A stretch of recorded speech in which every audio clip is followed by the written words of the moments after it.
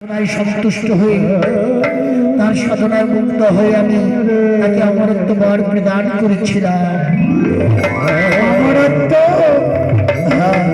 কেন, তোমার কি জানা ছিল না এই অমরত্ব বর একমাত্র দেবতাদের জন্য, দানবের জন্য নয়?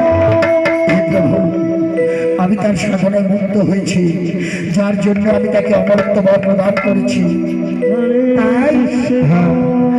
তবে প্রভু, আমি তাকে অমরত্ব বর প্রদান করেছি, কিন্তু তার মৃত্যুর কারণও রেখে দিয়েছি।